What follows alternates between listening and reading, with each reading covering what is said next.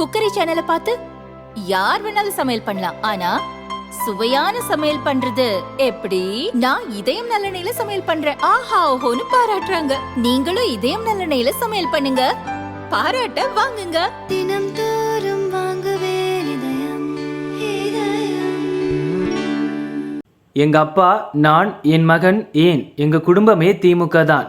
திமுகவை குடும்ப கட்சி என சொல்வதில் எனக்கு பெருமைதான் என அமைச்சர் KKSSR ராமச்சந்திரன் கூறினார். வருகின்ற 2027 தேர்தலானது நம்முடைய தலைவர் அண்ணன் தளபதியோட ஆணைக்கிழங்க இது நடக்குது.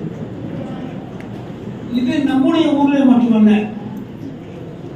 தமிழ்நாட்டில் இருக்கிற எல்லா ஒன்றிய கழகங்கள், நகர கழகங்கள், பேரூர் கழகங்கள் எல்லா இடங்களிலும் இந்த கூட்டத்தை நடத்த சொல்லி நம்முடைய முதலமைச்சர் நமக்கு ஆணையிட்டிருக்கிறார்கள். அதற்கு காரணம் என்னன்னு கேட்டால், உங்களுக்கும் எங்களுக்கும் இருக்கிற உறவு தூரமாக போயிடக்கூடாது. உங்களை அடிக்கடி சந்திக்கணும். அடிக்கடி யார் சந்திப்பா? உங்ககிட்ட இருக்க முக்கியமான நிர்வாகிகள் என்னுடைய ஊர்ல வந்து சந்திப்பாங்க, என்கிட்ட பேசுவாங்க, என்கிட்ட பேசிட்டு போயிடுவாங்க. ஆனால் சாதாரணமா கிடைக்கிறவர்கள் இருக்கிற நீங்கள்லாம் எங்களோட பேச வேண்டும் என்று சொன்னால் இது போன்ற நிகழ்ச்சியிலே பேசக்கூடிய வாய்ப்புகள் கிடைக்கும். இன்னொன்று, என்னை பொறுத்தளவுக்கு காலையில 6:45 மணி கரெக்டா எழுச்சிடும். நீங்க நாளைக்கு செக் பண்ணி கூட பாத்தீங்கன்னா 6:45 எழுச்சி காஃபி சாப்பிட்டு 7 மணிக்கு உட்காந்துருவேன்.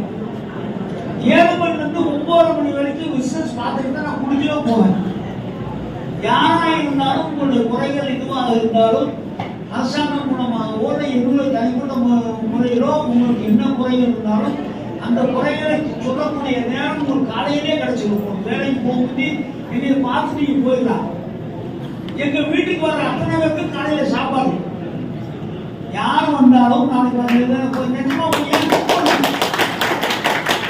நீங்க 4 பேர் நாளைக்கு வாங்க, உங்க மனவை கொடுத்தோம்னா உடனே ஒரு பார்த்து பேசிட்டு சாப்பிட்டு போவோம் தான் சொல்லுவேன். காலையிலேயும் மத்தியானமும் வர்றவங்க எல்லாரும் சாப்பிடாம அனுப்புவதில்லை.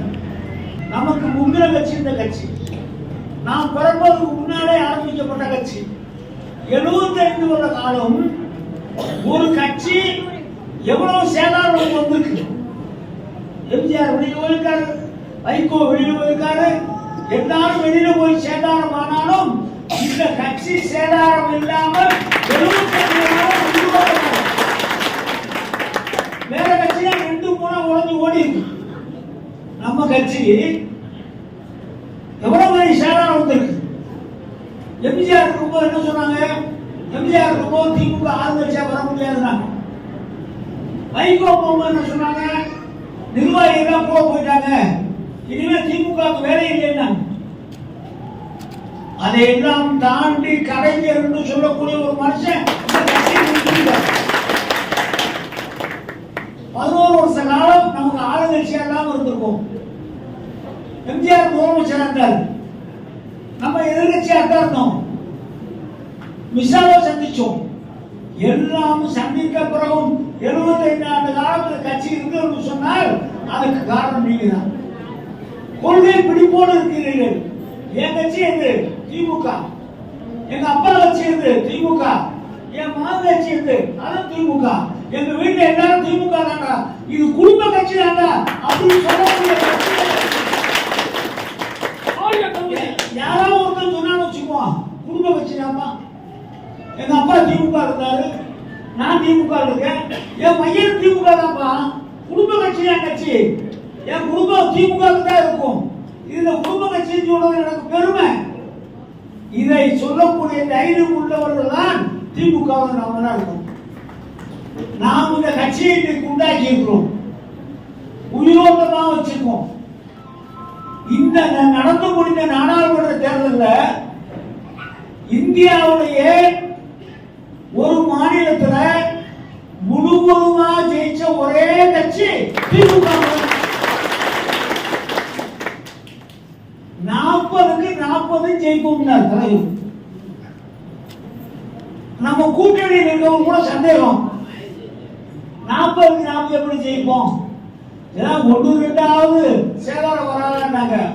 தலைவர் சொன்னார், இல்லை என் தம்பிமார்கள் இருக்கிறார்கள், 40க்கு 40 வெற்றி பெற செய்து கொடுப்பார் சொன்னார்கள். நாம் 40க்கு 40ஐயும் நாம் ஜெயித்து கொடுத்து இந்தியாவிலே திமுக என்று சொன்னால் அது தமிழ்நாடு பூரா திமுக தான் என்று சொல்லக்கூடிய அந்த சூழ்நிலையை உண்டாக்கியவர்கள் நாம் தான்.